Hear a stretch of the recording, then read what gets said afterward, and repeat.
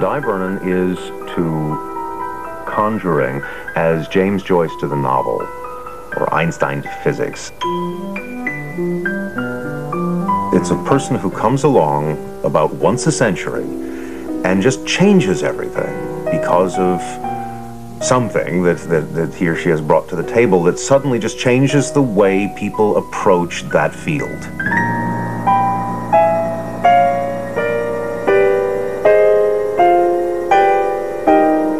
As a father, he was a good magician. We were dispossessed because he didn't believe in paying bills. It was not something he was interested in doing. So my mother had to scrimp and try to keep the family together while he practiced seconds. I don't think there's a performer today in Las Vegas or Hong Kong or China who doesn't have a little Dai Vernon in them. His contribution to magic is unparalleled. In the last 100 years, nobody was able to touch him. This is a tale of a magician and his magic. His life spanned almost a century, and during that time, he would transform this ancient art. Whether he was called David or Dale, Day or Dai, everywhere he went, he was known as the Professor.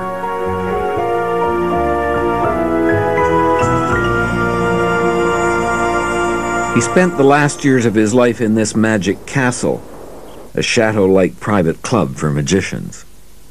Here, Vernon was the undisputed wizard of wizards. Max Maven, no mean conjurer himself, knew the professor during the last decades of his life. This is where the professor would sit virtually every night. So correctly, I should be sitting either over there or over here, which is where I would sit and talk to him along with many others. This was where he held court. He made this the center of the magic universe, just as he made everywhere else he went the center of the magic universe. But this was not the first castle to play a role in the professor's life. His family lived almost in the shadow of Canada's stately Parliament buildings, a comfortable middle-class family in a far-flung corner of the Dominion in the twilight of the Victorian era. He was going to follow a path that would scandalize the good citizens of that elegant time. David Frederick Wingfield Verner was born in 1894, the eldest of James and Helen Verner's 3 sons. David's father would occasionally entertain him with simple magic tricks, never dreaming of the destiny that awaited his young son. Young David loved to watch performances of any kind. But nothing was as exciting as the magicians.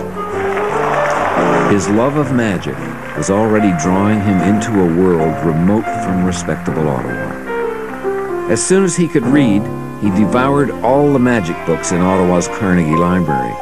His almost supernatural talent was apparent from his earliest youth. In 1901, magician extraordinaire Howard Thurston came to Ottawa. Although Thurston was the self-proclaimed king of cards, the 7-year-old David Verner fooled him with a card trick.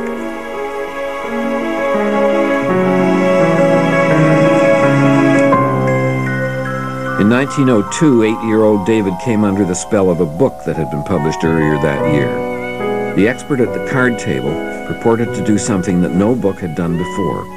It explained in detail the techniques of crooked gamblers, as well as magicians. People supposed that the book's author, S.W. Erdnase, was using a pseudonym. After all, he was revealing the closely guarded secrets of the criminal underworld, certainly a dangerous practice. Half a century later, a sordid tale would be pieced together that would lead many researchers to conclude that S.W. Erdnase was an anagram for the name of Milton Franklin Andrews, a thief and killer who met his fate in San Francisco, where, cornered by the law, he shot his girlfriend and then killed himself. Despite its highly suspect origins, Erdnase has never gone out of print. But young David knew none of this. He only knew that Erdnase held the key to a world of conjuring he had never imagined. By 12, he had memorized the entire book, and over the next 80 years, he would continue to study this Bible and spread its gospel. When he began performing, for church and school groups. There were some who were less than pleased. When he started doing magic, his mother was upset because he was good at it. She said the other children, you know, they couldn't really sing or dance, but David, you did so well. I'm so ashamed. I said, Mother, what do you mean? I said, Mother, I did very well, I'm sure. She said, yes, but she said, everybody in the audience must have thought that you were not my child. I picked you up at a circus. You were a circus child. In those days, if you belonged to a circus or show business, you were below the pale. On the other hand, David's interest in the fine arts probably received more support from his family. His uncle was Frederick Vernon, a noted Canadian landscape painter. Vernon's father always encouraged his interest in the arts. But for the moment, his parents' concern was that he have the best education they could afford. And so, young David was sent off to Ashbury College, even in those days, an exclusive Ontario private school. He was a well-rounded student, a fine artist, captain of the football team, a star hockey player. It was here that his chums shortened Dave to Day, the first of many transmutations his name would undergo. During a family vacation at Old Orchard Beach in Maine, it became clear that David had great artistic talents, although these seemed to favor unusual forms of expression. One day, he came across a silhouette cutter plying his trade on the pier. It was a popular art form, but a difficult skill. There were few artists in the country who did it professionally. David couldn't wait to try. So I went back to the Old Orchard house, and I took a pair of scissors, and I tried to cut a silhouette like I'd seen this man do. And I cut 2 or 3 out of this piece of paper. And my father came home, he looked at it and he said, you know, those pictures you've got there are in better proportion than the man on the pier. Recognizing his talents, in 1913 his parents agreed to his traveling to New York for art lessons. It was to be a journey into a very different world. New York was a city that had figured large in his dreams for as long as he could remember. His plan to live here as an art student changed as soon as he discovered Coney Island. Unlike today, a less seedy Coney Island was a popular playground for a middle class seeking a summer refuge. And it was here that he tried his hand at a trade that would prove the economic mainstay of the first half of his life. I was at Coney Island. That's where I met this Larry Gray, the Dizzy Wizard. He had a shop saying, learn to entertain. He said, what do you do down here? And I just for fun, I said, I'm a silhouette artist. So that night I went home and I made a display. So I put them up at his magic store and I made $17. That was good money in those days. And I thought, boy, I can stay in Coney Island now for the season. But with the fading of summer, Vernon had to return home to Canada and the RMC, the Royal Military College. That Coney Island adventure was to stand in sharp contrast to the life of a cadet at RMC. Here, Vernon would specialize in engineering and once again excel in sports. The Great War brought the games to an end. In 1914, Vernon enlisted in the newly formed Air Force, but the fates intervened. He never saw combat. His much-needed drafting skills left him at home, behind a desk, dreaming of New York. By war's end, he had left Canada and moved to Manhattan. Then, as now, the bright lights of Broadway were an irresistible attraction for those in love with the stage. Vernon was no exception, but his real love was for one of the theater's less respected branches. This time, Vernon did not enroll for classes at the Art Students League. He had committed himself to another muse. And to his mother's chagrin, it was this craft that Vernon wanted to see elevated to the level of the higher arts.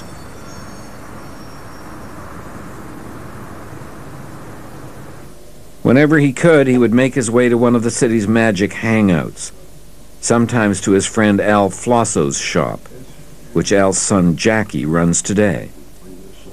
I'm going to show you a trick called squeeze play. Just come over like that. Haka-taka right on top. Then I'm just going to show my hands empty, and then you just squeeze it right through. See if it went through. You be the judge. Unbelievable. And it doesn't sell for much money at all. Any would-be magician could drop in and buy the latest trick, but only the inner circle had access to the back room, and then only after having proved their worth. These back rooms were the meeting places of legendary masters. Al Flosso, whose brand of comedy magic gave him the name the Coney Island Fakir. Horace Golden, the Whirlwind Wizard, who performed illusions of all kinds. Max Malini, who had performed before the crowned heads of Europe, and who, like the dapper Nate Leipzig, created magic with only cards, coins, and the most commonplace objects. In the back rooms, the inner circle shared their secrets, but even the best of these gaped in astonishment when the young Canadian began to work. After his very first demonstration, he was invited into the inner sanctum.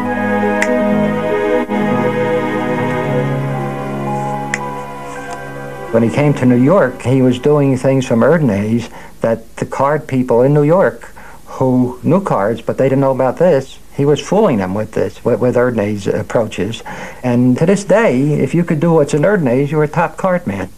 Vernon may have been known to the inner circle, but in the public imagination, Harry Houdini was the embodiment of magic.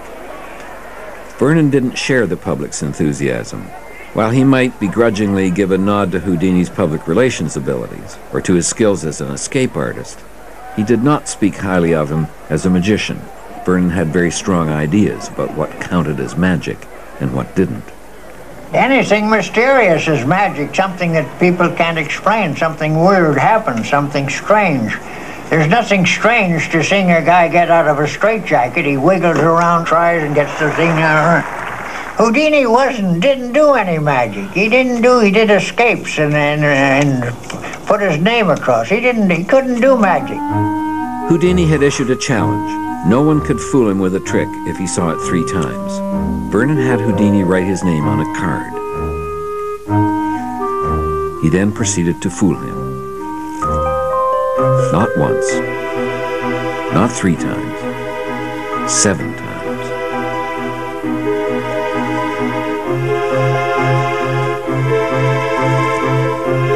And thus, in 1919, even before his career had begun, he assumed the mantle of the man who fooled Houdini. It wouldn't be long before everyone in the magic scene was calling this young man the Professor.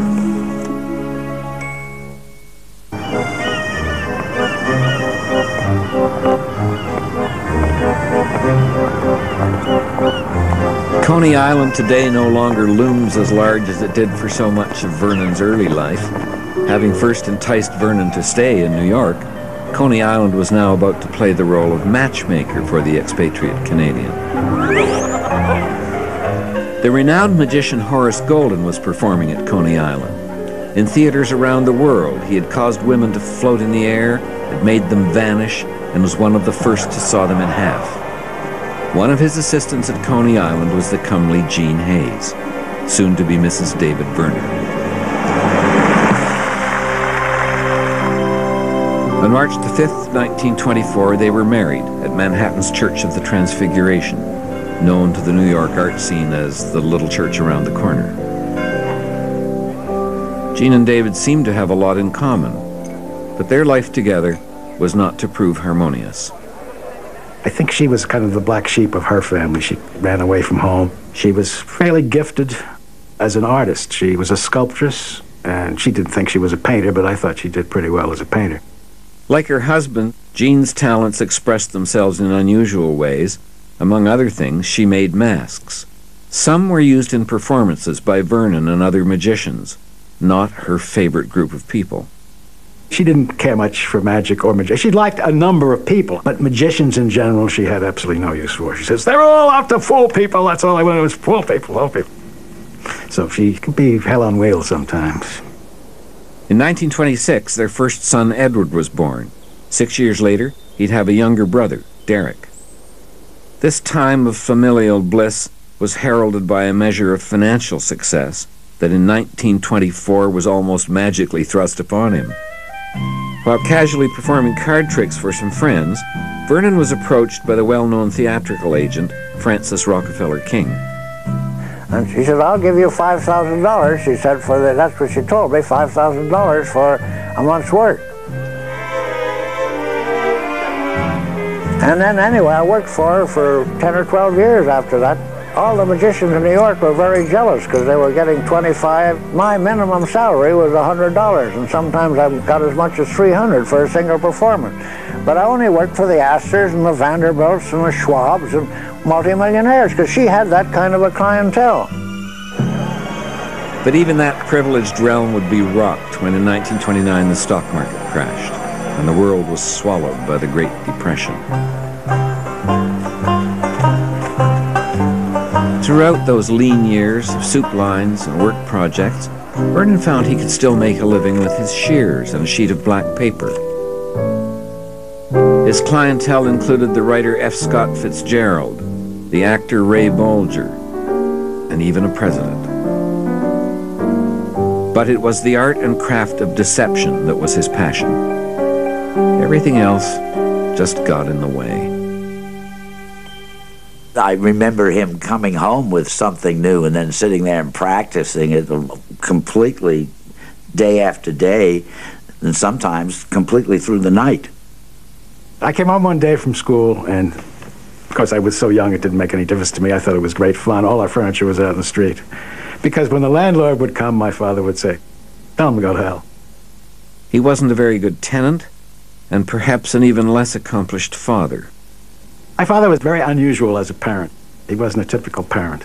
If I were doing a magic trick or watching a magic trick, I don't think he was aware that I existed.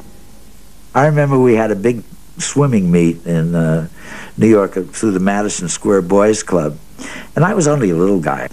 And I came out third in the city, and I was proud of myself.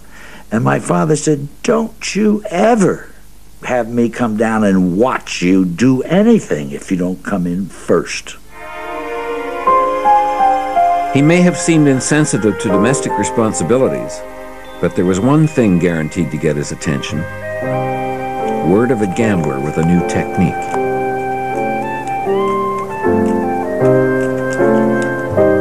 In the early 30s, Vernon and Charlie Miller, who I believe were the two greatest sleight of hand artists in America at that time, received phone calls from a mutual friend. And this fellow said, "There's a man in Wichita, Kansas who can deal from the center of the deck."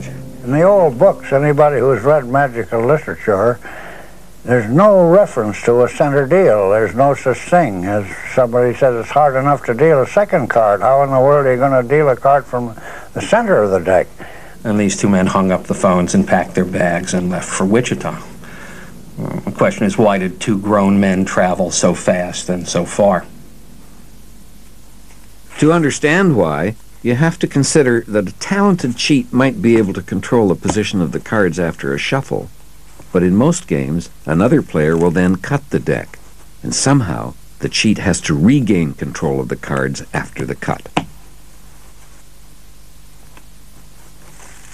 Vernon and Miller searched everywhere for Allen Kennedy of Kansas City, who, rumor had it, could accomplish this impossible sleight.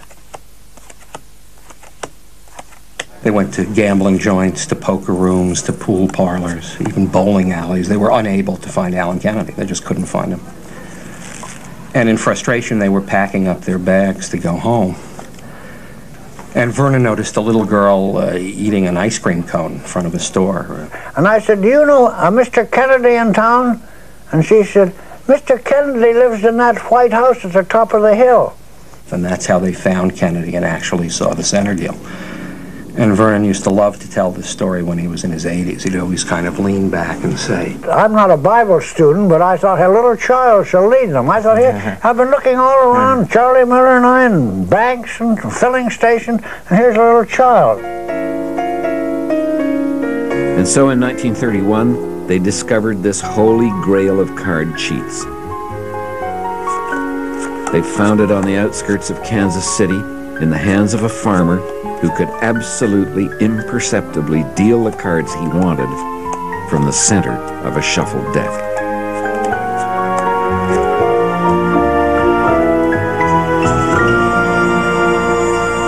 This is an effect that we call a 10 count, which I had learned from Dave, and I'll show it to you. Let me show you. Look. 1, 2, 3, 4, 5, 6, 7, 8, 9, 10. Vernon created magic of all kinds, but it was miracles with cards which more than anything else made Vernon's reputation. And by the early 1930s, he was known throughout the magical underground. His first serious publication was this manuscript, a few scant pages, only 10 effects with cards. And yet, during the Depression, it was offered for sale at the extraordinary price of $20, the equivalent of about $1,000 today. Even more extraordinary, at that price, it quickly sold out.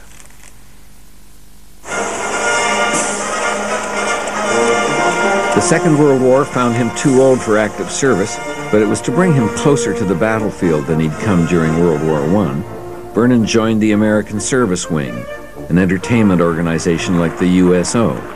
He was made a captain and put in charge of a group who performed for troops stationed in the Philippines.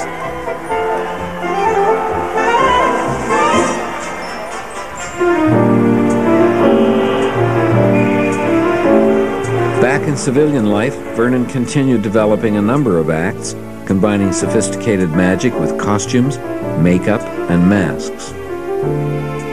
In 1943, his wife Jean was busy making sketches for his newest and most ambitious act yet. He would be the Harlequin. Jean would play the assistant. Even there, he didn't do illusions. He still did sleight of hand. He would produce a coconut and throw it up in the air, and it would turn into a monkey, and he'd take off his gloves and throw them up, and it would be a dove. It was all done to classical music. It was a kind of a different approach to magic in those days. And actually, the magicians went crazy when they saw it. He got a tremendous standing ovation. And he immediately got booked at Radio City Music Hall. Unfortunately, they tried him the first show, they tried him the second. Now, you got to remember, the Radio City Music Hall had 6,200 seats. That's a big theater, isn't it, for magic? Well, they tried their best to light him. They went up to the mezzanine, the producers. They went up to the balcony, the orchestra. The people couldn't see many of the props. And I don't think he just about finished the next day, and they closed him out. And he was very heartsick about that. Although the act played well in the smaller yet elegant Rainbow Room, Vernon was deeply disappointed. While he continued to be in demand for society parties, and his love of magic never diminished, it was becoming clear that he really didn't like performing. For the first time, Vernon harbored doubts about his destiny. The consequences were disastrous. Things come in threes. I got a chance to play vaudeville, to play several weeks in theaters. I got a chance to go to Norfolk, Virginia to cut silhouettes for the Junior League. And I also got a chance to use my engineering job that I took at RMC. So I asked my wife, I said, what should I do, Jean? Will I cut the silhouettes or take the theater job or use the engineering job? They're building the East River Parkway, and I can get a job there, a pretty good job. My wife says, you've never worked in your life. Why don't you take a man's job and go to work like a man, you know? And he was supposed to sit on a barge in the East River and do nothing. But he wanted to help, and he was carrying buckets of mercury from the barge to the dock, and the plank broke, and he fell down between the barge, and they broke both his arms very badly. And they wanted to cut his arm off, and he wouldn't let him. And they said, well, it's damaged beyond repair. It was his elbow. Just smashed all to hell. And I said, we can't fix it. And he said, well, you're not cutting it off. He says, my life. To his doctor's surprise, Vernon recovered, but he would never again be able to fully straighten his arms. Some of his friends said it was a lesson not to be forgotten. John Scarney, he was a very good card man. He came into the hospital and he says, just goes to show you that guys like you and me shouldn't work. That's what he said. It wasn't long before he was performing again. During the next few years, he would work the cruise ships of the Caribbean, a performing venue that, like upscale Manhattan society, suited his aristocratic tastes and personal style. Given a choice, though, he would still rather hang out with magicians and gamblers, and by the mid-1940s, there was no shortage of men who would drive across the state to have a chance to listen to Vernon. The 46th lecture was the start of what we gotten to know as magic lectures. But to me, when they did those lectures, I was there with my friend, and we were just astounded by what we saw. I mean, our mouths were open, or, you know, it was just amazing, and these were things we had never seen before. And the approach, and I will tell you honestly, and very honestly, that changed my whole thinking and approach to magic.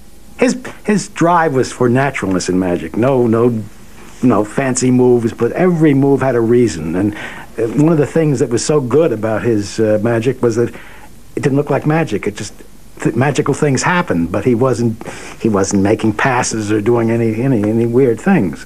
The professor was an aristocrat, and aristocrats do not show off. He taught the magician John Carney that magic meant naturalness, and naturalness meant disguising, not exhibiting your skill.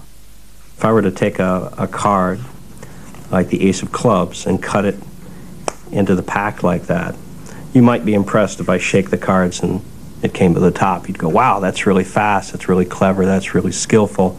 But that's not the impression that the professor was going for. He would much rather have an impression like this, where I bent the card and I show you the card bent, and it's going into the pack. You can see it bent there.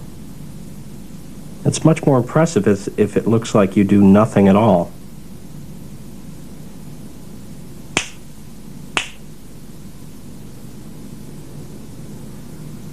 And the card still comes up to the top. That's different. That's magic.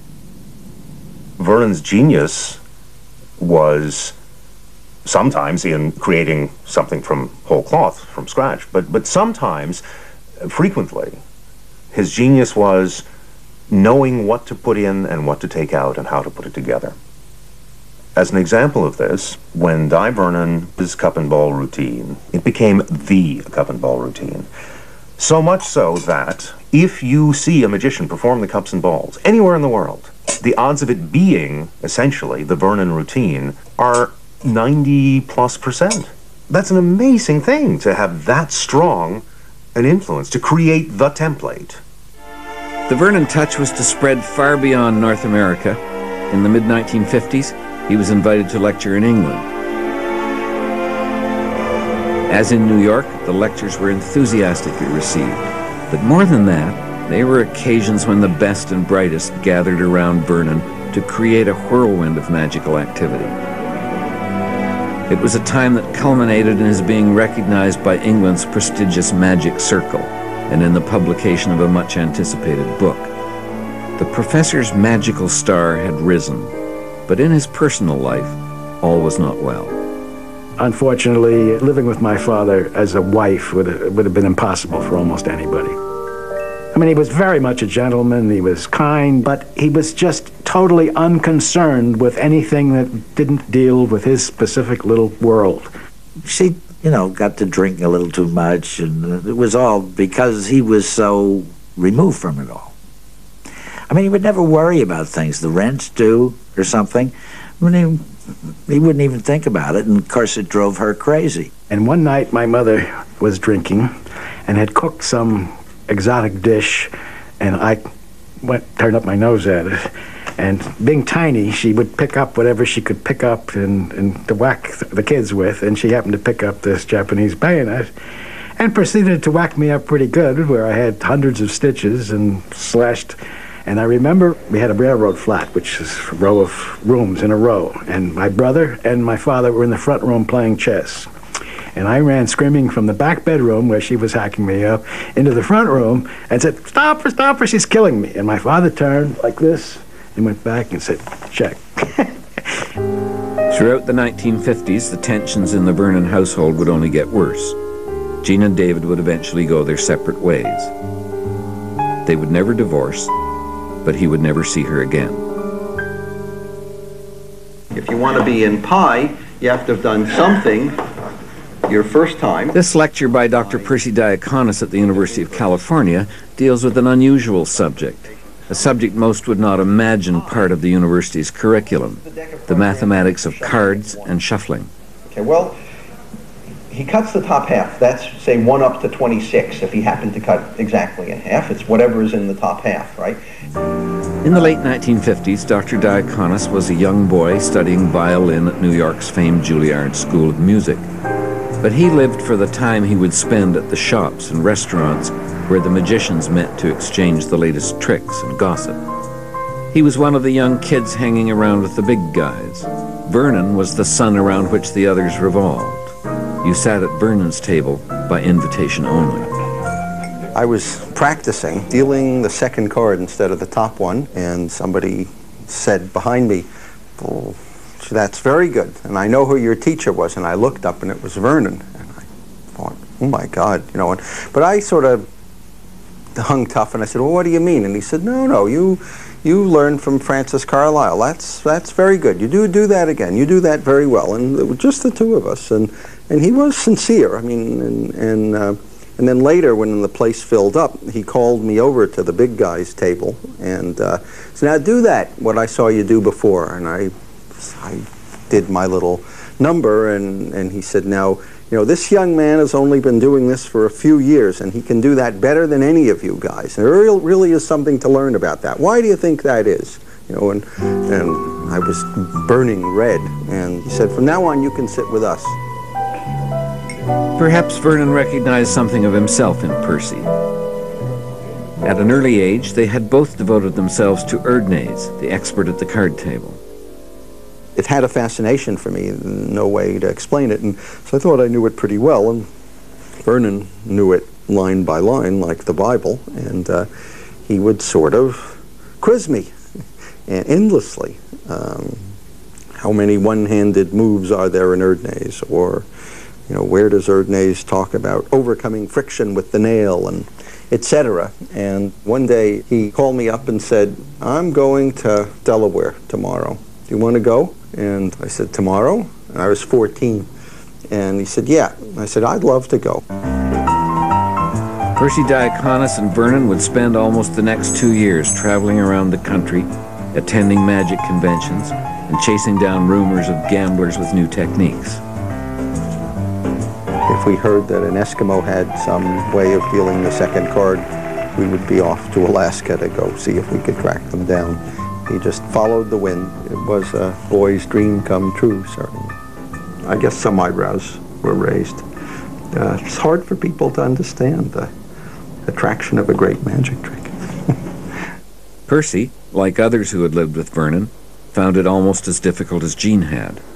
We were visiting some magician, and they had creme de coco, and would I like some creme de coco? And I said I didn't like alcohol. And Vernon said, no, try that. You'll like it. It's like chocolate milk. It's terrific. And I said, no, thank you. And he said, no, come on.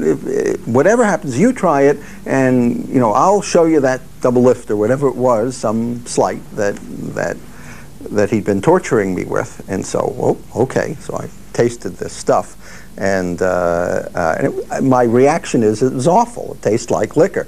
And I put it down, and he said, I knew you'd done that. If you just hadn't done that, I would have showed you. Now I'll never show that to you. And well, so, I mean, that went on.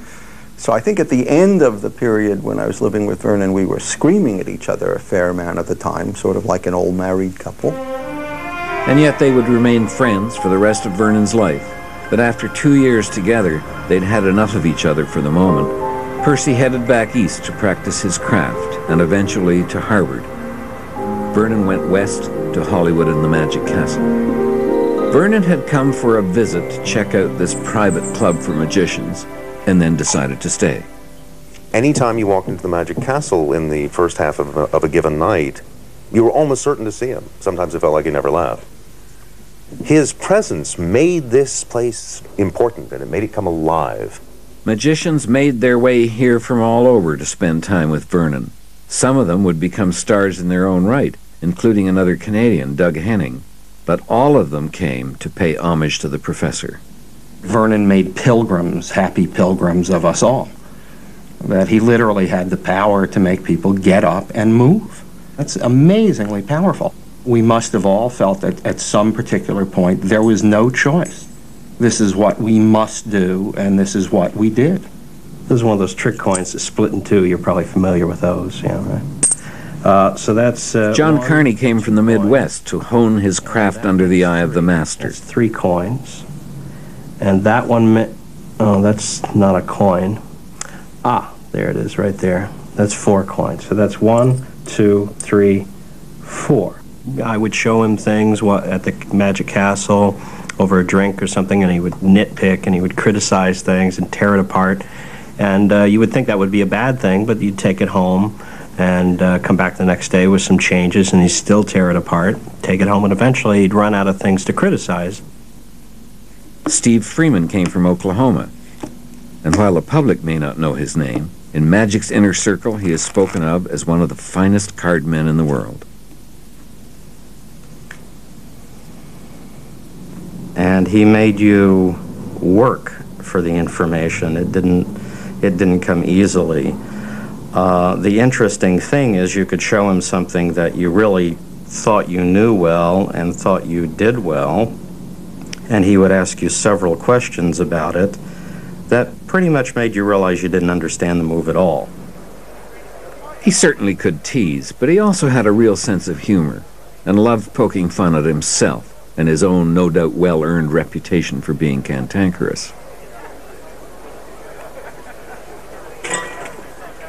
Someone showed him a trick that he'd been working on for many, many years and had perfected, and asked him what he thought, and he said, "That is the worst trick I have ever seen. It is absolutely terrible. You're the worst. No, wait a minute. You're the second worst magician I ever met in my entire life. Get out of magic, go sell shoes, go do something." And the guy is all upset, and he grabs the paraphernalia and he goes running up the stairs to the dining room, and Vernon turns to people at the table and says, "You know, the trouble with that guy, he can't take criticism."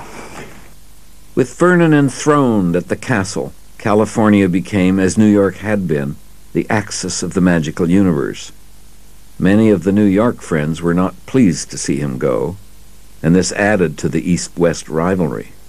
And one of the ways this rivalry expressed itself had to do with the pronunciation of his name, because all during the years that he was based in New York, his friends and people around him pronounced his first name Dai. And when he moved to California, the pronunciation shifted to Dai. And there were sometimes moments of almost friction on the issue of pronunciation. So not surprisingly, many people would ask him, "What's the correct pronunciation, Dai or Dai?" And he would smile and say, "Either or either." Okay, you say you're interested in a mind reading trick. Is that it? You want to read someone's mind. That's what you like to do. Okay. Vernon invented the modern notion of what I call think-a-card. So card tricks are often, somebody says, "We'll take a card," or something like that. And Vernon had a different tack. He would say, "Think of a card." Okay, let's try it with this.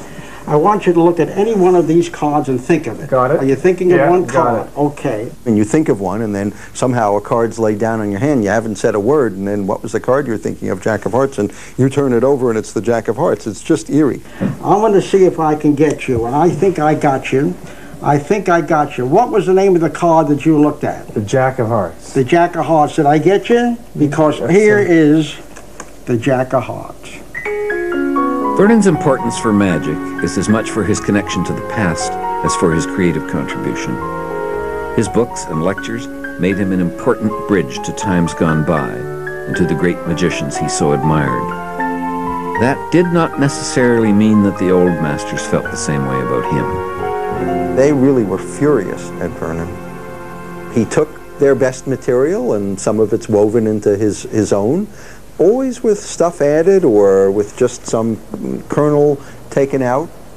I met Lila Leipzig, who was Leipzig's widow, and when she knew that I was Vernon's student or acolyte or whatever I was, she refused to talk to me for quite a while. And she said, "That Vernon is up to no good. You know, he just wants my Nate's secrets," and Leipzig was dead 20 years. But on the other hand, looking at it in retrospect, you know, much of that beautiful magic only lives today because Vernon saw it and appreciated it.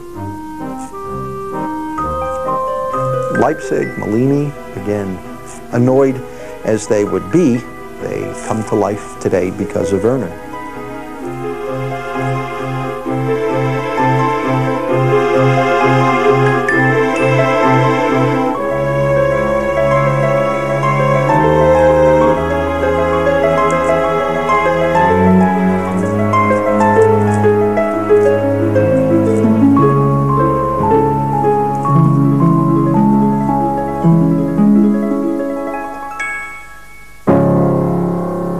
For the next 2 decades, Dai continued holding court at the castle. During that time, he toured the world from Detroit to Japan. Till well into his 90s, Vernon was chatting and lecturing, demonstrating and joking, the crowned king of magic. At the age of 96, he broke his hip. His eldest son, Edward, took him home to care for him. He didn't do much. I mean, he would look at an Erdnase book for a half hour and then just doze off. He would brighten up when the magicians would come, though. He would sit up in bed and they'd show him things and, you know, the latest thing they're working on and everything, and he'd comment on it and everything. That he would brighten up a little bit then. 2 years after his death in 1992, his friends in New York held a 100th birthday for this man who had meant so much to them. He was the most dedicated or monomaniacal person I ever knew. He was brilliant. He was an intelligent man. He was a gifted artist. He did lettering, graphics, all kinds of things. But he devoted himself to one thing and one thing only. I'll tell you what I think the single most important thing about Dai Vernon's influence on magic is. It was an attitude.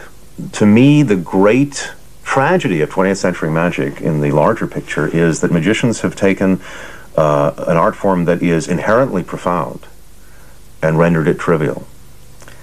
And Dai Vernon, it was never trivial with him.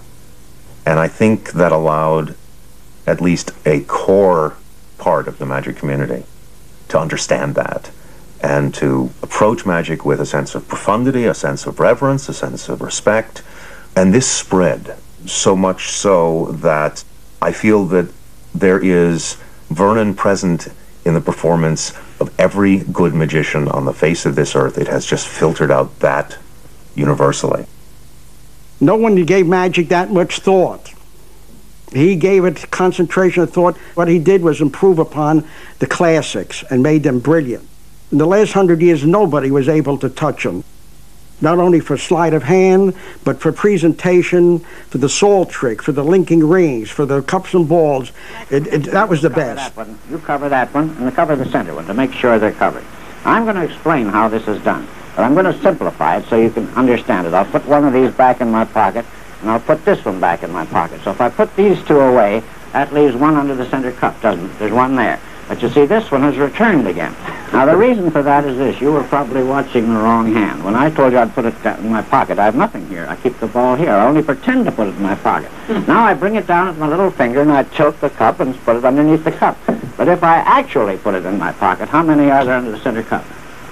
You haven't been watching. There's 3 there. Don't be afraid to guess. Now, look, there's 3. See, if I put all 3 away, now how many under the center cup? Probably 25. No, there's only 1. And there's 1 here, and there's 1 here, and there's 1 here. He was somebody who couldn't have cared less where you came from, what you looked like, what your religion was. If you were seriously interested in magic, and he made one of those judgments that you were, that was it. He just gave you this remarkable gift of his company and his presence and his friendship. And what's equally remarkable and profoundly sad is that no people coming up again will ever be able to know him.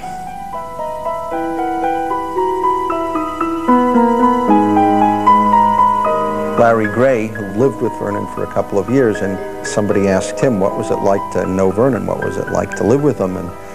And he said, well, let me tell you, I wouldn't take $1 million not to have known him, but I'd give $1 million not to know another like him.